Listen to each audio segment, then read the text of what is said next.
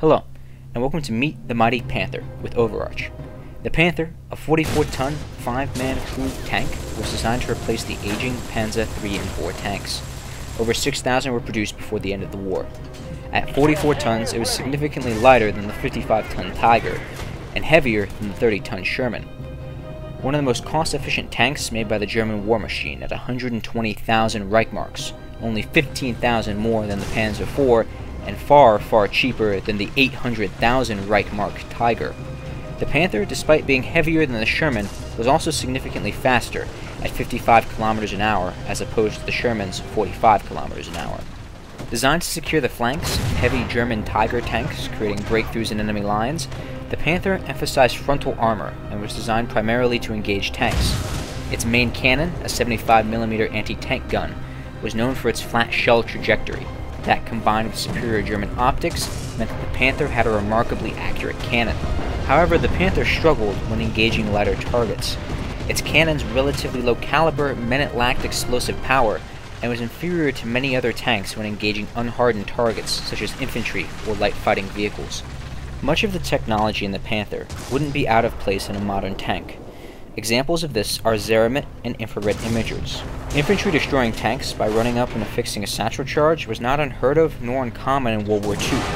These satchel charges were usually affixed by magnets.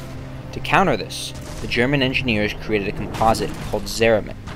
This composite was coated onto Panther tanks and would prevent magnets from adhering to the tank.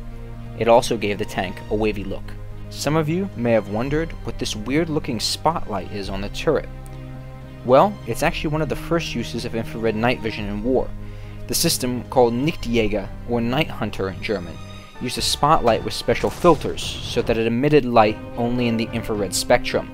This light was invisible to the human eye, however the tank's commander, driver, and gunner all had special imagers which allowed them to see the light. The end result was a spotlight that only the crew could see and could illuminate out to 600 meters. The Panther had many problems, however. The use of slave labor in its production kept the cost down, but also commonly led to sabotage. And Hitler's demand to add more armor late in the design process led to an overstrained drivetrain, commonly causing mechanical failures in early model Panthers.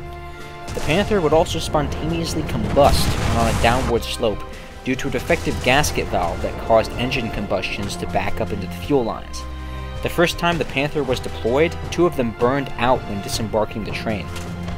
At the Battle of Kursk, the Germans lost almost as many Panthers to mechanical failure than they did to enemy fire, although many of these were later returned to fighting order. The combat effectiveness of the Panther is, however, without doubt. During Operation Citadel, one of the first deployments of the Panther, 200 Panthers destroyed or disabled 267 Russian tanks at the loss of only 31 Panthers. However, after 2 days, only 40 Panthers were still operational, with another 130 in need of repair, only 50 of which were damaged by enemy fire. 2 Panthers also spontaneously combusted during this battle. The top Panther ace, at 80 kills, was Ernest Barkmann. His most harrowing action was near the French village of Nuremberg, when a column of 15 American Sherman tanks approached the town. Barkmann laid an ambush, hiding among some oak trees. He engaged the enemy column, knocking out 4 Shermans in short order and destroying many support vehicles. After his Panther was damaged in an airstrike, the American tankers attempted to re-engage him. He knocked out another 3 Shermans before withdrawing.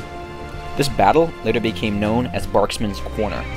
Not more than 2 days later, Barksman was encircled by Allied forces. Over the 2-day siege, he destroyed 15 more Shermans before staging a breakout while towing another disabled Panther. However, when attempting to destroy the knocked out Panther, his Panther accidentally caught on fire and burned out. He and his crew fled on foot to German lines, where he returned to service. He is currently still alive and well in Germany at the age of 90. The Panther had quite an impact in the war, and if it had been produced in higher numbers or arrived earlier in the war, it may have been game-changing. However, it does have a lasting legacy. Many European tanks borrowed heavily from design elements in the Panther, and the Panther lives on in name through the K2 Black Panther, a modern main battle tank.